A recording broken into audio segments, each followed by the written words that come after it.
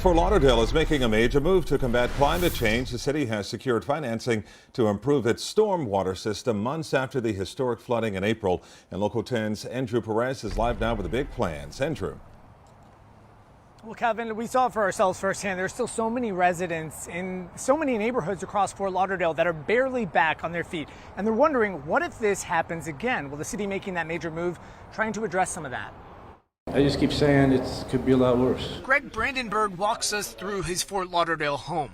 All this is months of work, chipping away. This is progress. We're just going on with our lives, working. My wife gets up every morning, goes to work. I work from home.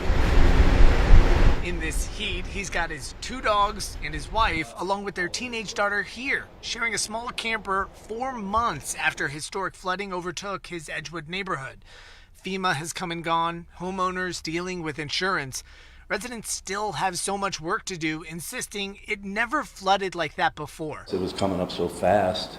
Obviously, there was a drainage problem. 26 inches of rain in a few hours is like no one's ever experienced that. It's more than drainage, says the city's mayor. Dean Trantalis securing the funding this week, signing to finance stormwater improvements, close to $100 million to fight the challenges of climate change. We have heat, we have more intense storms that we've suffered, like the flooding in April, hurricanes we see throughout Florida that are much more intense than they've ever been in the past. The city's been planning out these drainage projects, but signing for the bonds really kicks this into gear.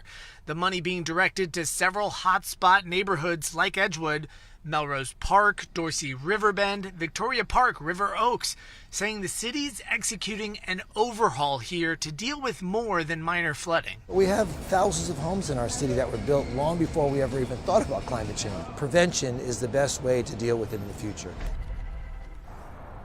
Meanwhile, here on the ground, there's still so much work to do. Tomorrow marks 4 months since the flooding in Fort Lauderdale, across several cities in Broward County. As a matter of fact, there's signage and construction cones already out and about in a lot of these areas, but now the real work can begin. Keep in mind, it will take at least a year to complete. That's the latest here in Fort Lauderdale. I'm Andrew Perez, Local 10 News.